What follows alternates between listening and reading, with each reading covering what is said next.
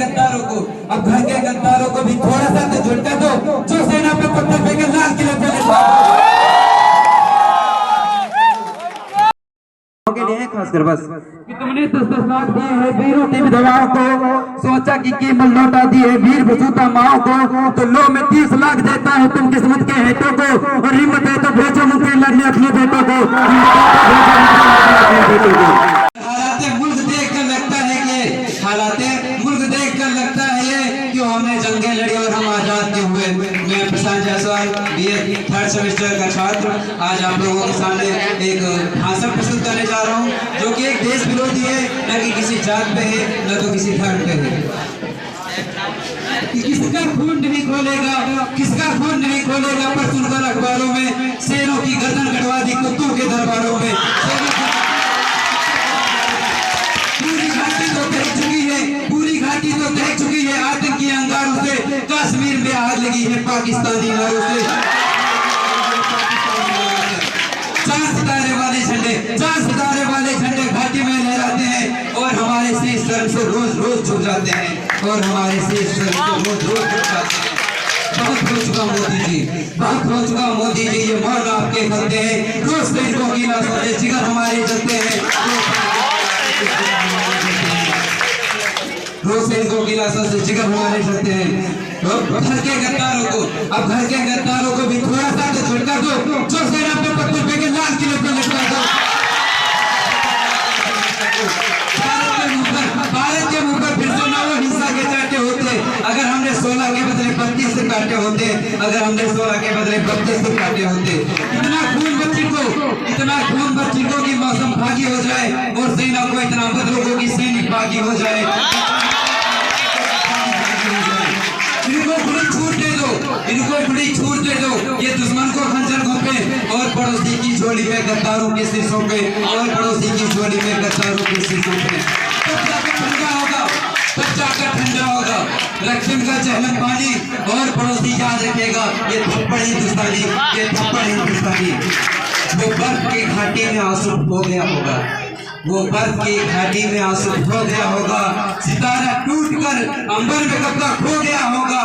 वो जीना चाहता होगा अभी भी देश के खातिर, मगर गद्दारों को देखा तो फिर से सो गया होगा।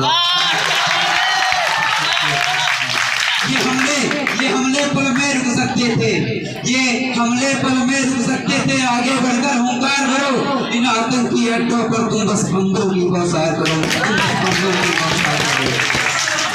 हमने वर्दी के पेड़ों में सख्त बेड़ियां डाली है, और भेड़ियों को दिल्ली ने खुली छूट दे डाली है। सब मानव अधिकार का दिनों के हित में तन जाते हैं, इसीलिए तो रोज भेड़िए छाती पर तनाते हैं। जिस दिन गोली का उत्तर हम गोली से दे पाएंगे, उस दिन आतंकी जाएंगे बाप भी हो जाएंगे।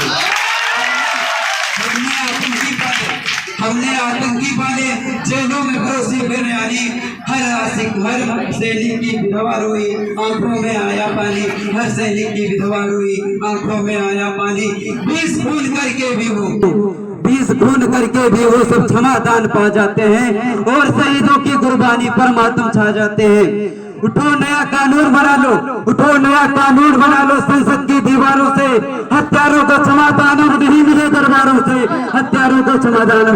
दरबारों से, और इनको सीधा फांसी टांगे वीर शहीदों की विधवाएं, और इनको या तो फिर गोली मारे वीर शहीदों की माएं, या सेना पे गोली मारे वीर शहीदों की विधवाएं। और अगली की जो 4 पंक्तियां हैं वो मैं आतंकियों के नेताओं पे के लिए खासकर बस कि तुमने 10-10 लाख दिए हैं वीरों की विधवाओं को, सोचा कि कीमत लौटा दी है वीर बसूता माओ को, तो लो में 30 लाख देता है तुम किस्मत के हेतों को, और हिम्मत है तो भेजो मुझे लड़ने अपने बेटों को। आज अगर हम बात करें मानवाधिकारों की, तो मानवाधिकारों का भी बहुत हनन हो रहा है, क्योंकि आज भी हमें मानवाधिकार का असर कम दिखाई देता है, क्योंकि हमें आज भी चाय की दुकान पर छोटू नजर आता है। ये बात हमने अपने समाज में, अपने क्षेत्र में हर होटल पे देखी होगी।